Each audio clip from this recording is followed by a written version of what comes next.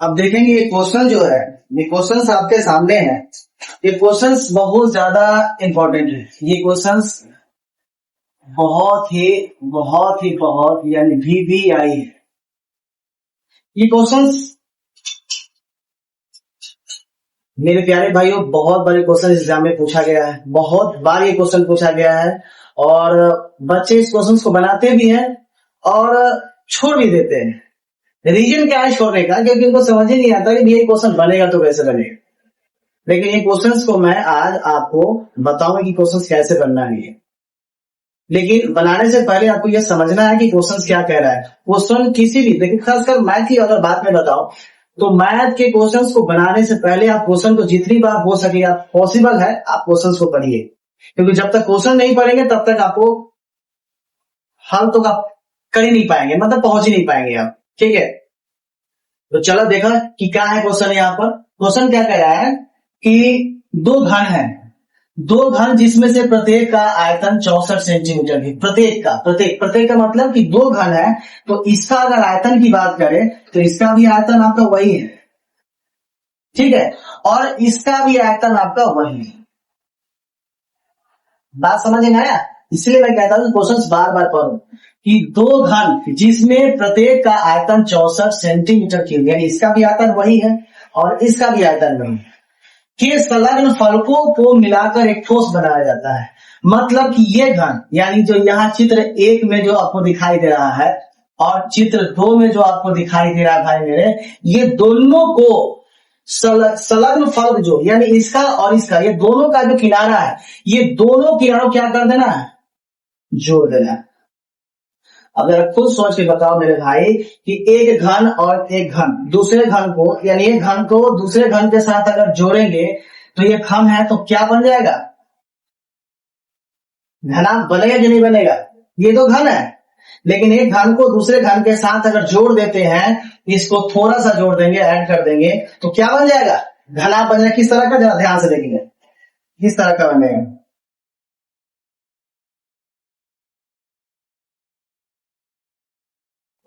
कुछ इस तरह का भाई मेरे,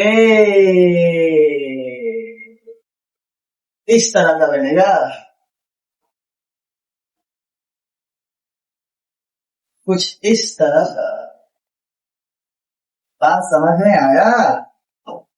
कुछ इस तरह का बन जाएगा।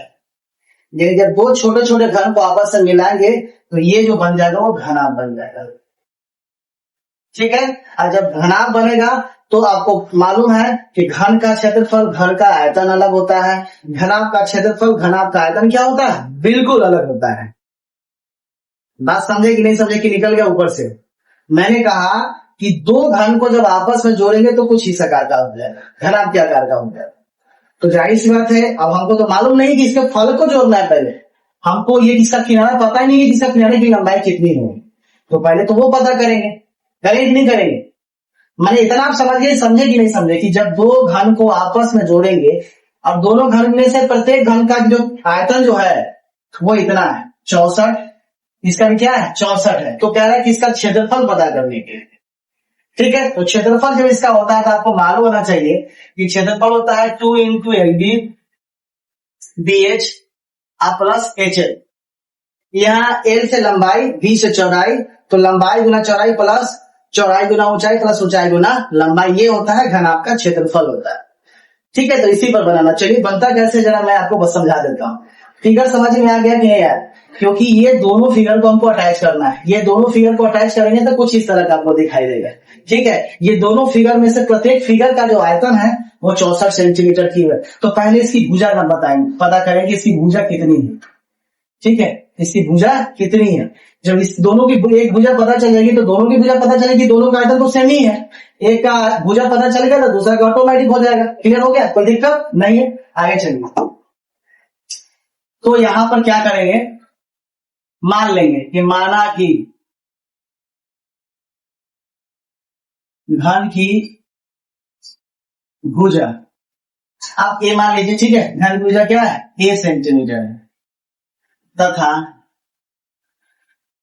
घन की भुजा ए सेंटीमीटर है तथा उसका आयतन, ये तो आपको दिया हुआ है, तो उसका आयतन जो है वो है 64 सेंटीमीटर क्यूब। ये आप लिख देंगे, कच्ची में दिया हुआ है, प्रश्न में दिया हुआ है। क्लियर हो गया? तो आप जानते हैं ना कि घन का आयतन क्या होता है। घन का आयतन, घन का आयतन होता है भुजा की। क्या होता है? भुजा की होता है। तो घन का आयतन आपको दिया हुआ 64 सेंटीमीटर की। ठीक है, और ये हो गया भुजा कितना है आपका 1। ठीक है, अब जैसे ही इस पर से क्यू हटेगा तो ध्यान से देखेंगे, ए बराबर रूट तो होगा ही, 3 चलेगा, ये क्या हो जाएगा 64। अब सेंटीमीटर क्यूब है तो सेंटीमीटर क्यूब चाहे तो आप लिख सकते हैं, आपके ऊपर डिपेंड करता है, तो लास्ट में यूनिट आप लगा सकते हैं। ये 3 रहेगा ही, 64 को लिख सकते हैं 4 गुना 4 गुना 4। आज सेंटीमीटर को भी चाहे तो आप सेंटीमीटर क्यूब वो आप इस तरह से लिख सकते हैं। ये थोड़ा सा बचकाना मिजाज का हो गया। तो ध्यान से देखेंगे, घनमूल में 3 को 4 मिला तो 1 को 4 आ गया बाहर, 3 को सेंटीमीटर था तो 1 सेंटीमीटर बाहर, ये भी 3 को था तो वो बाहर आ गया। इस तरह से हमारे पास जो ए आ गया, यानी भुजा जो हमारे पास आ गया, कितना आ गया 4 सेंटीमीटर। यानी घन की एक भुजा की लंबाई कितनी आ गई 4 सेंटीमीटर आ गई। ठीक है, तो 4 सेंटीमीटर आई तो कैसे, ध्यान से देखें, जब इसकी एक भुजा की लंबाई जब आ गई हमारे पास 4, तो ये भी 4 होगा, ये भी 4 होगा, होगा नहीं होगा? तो जब ये 4 होगा तो ये भी कितना होगा 4 होगा, ये भी कितना होगा 4, ये भी 4, ये भी 4, सब 4 होगा नहीं होगा? जब ये दो सब 4 होगा तो जब दोनों को जब जोड़ेंगे तो इसकी लंबाई कितनी हो जाएगी 8। लंबाई 8 हो जाएगी, लेकिन चौड़ाई सबका सेम रहेगा, ऊंचाई और चौड़ाई क्या रहेगा सेम रहेगा। तो ऊंचाई आपका 4 रहेगा, क्योंकि ये दोनों जोड़ रहा है, ये दोनों, ये वाला।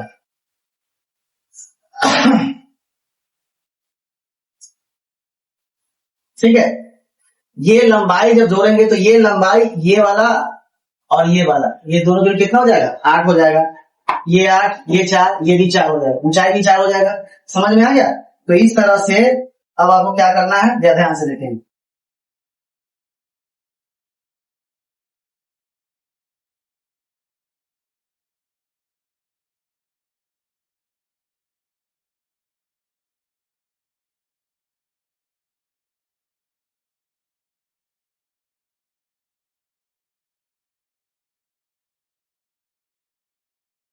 ठीक है, चलिए अब आगे देखिए। मैं लिखना है कि अब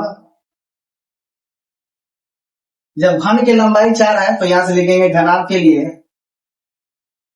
घनाभ के लिए,